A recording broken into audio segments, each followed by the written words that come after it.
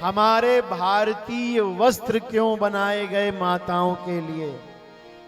जब हम किसी भी माता बहन को धोती में देखते हैं, सर पे पल्लू में देखते हैं, मांग भरी देखते हैं, माथे पर बिंदी लगी देखते हैं और वस्त्र उसने भारतीय मर्यादा के अनुसार पहना है, पीठ और पेट सब ढका है, जैसे मंदिर में दुर्गा का ढका रहता है, ऐसी देवी को देख करके बड़े बड़े दुष्ट लोगों की भी नियत नहीं खराब होती है। उनके मन में मां का ही भाव आता है, बहन का ही भाव आता है।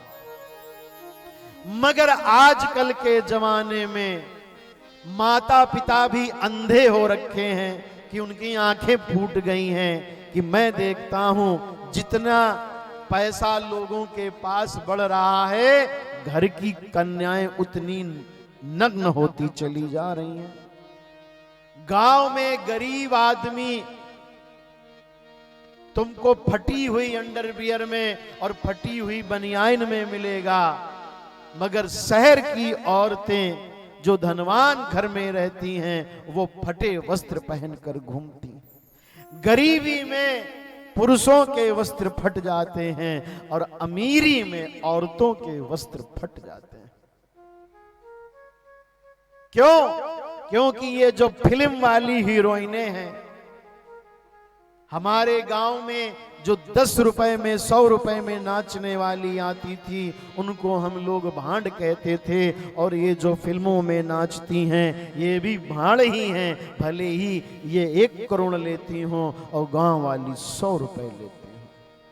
इनमें कोई अंतर नहीं है। मगर हमारे घर का कल्चर, हमारे घर का परिवार की बेटियां बहुएं उनको अपना आइकॉन बना लेती हैं और वैसे ही फटे गंदे कपड़े पहनती हैं, सोचती हैं लोग हमारा सम्मान करेंगे। नहीं, जितनी माताएं बहनें गंदे वस्त्र पहन रही हैं वो दुष्ट और राक्षस प्रवृत्ति के पुरुषों को संतुष्ट करने के लिए पहन रही हैं। सिर्फ उनको ही आकर्षित कर पाएंगी, किसी संत महंत और पवित्र पुरुष को नहीं आकर्षित कर पाएंगी। हाथ जोड़ के निवेदन है, अपने घर को बचाना है।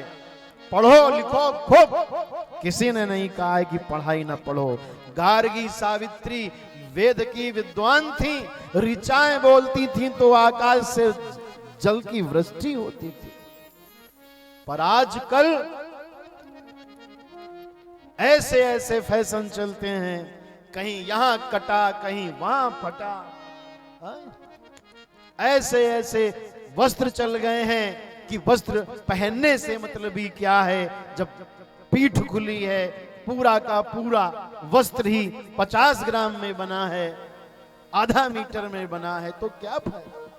फिर तो पशु भी नंगे घूमते हैं, वो तुमसे ज्यादा पढ़े लिखे और स्मार्ट हैं, इसका मतलब।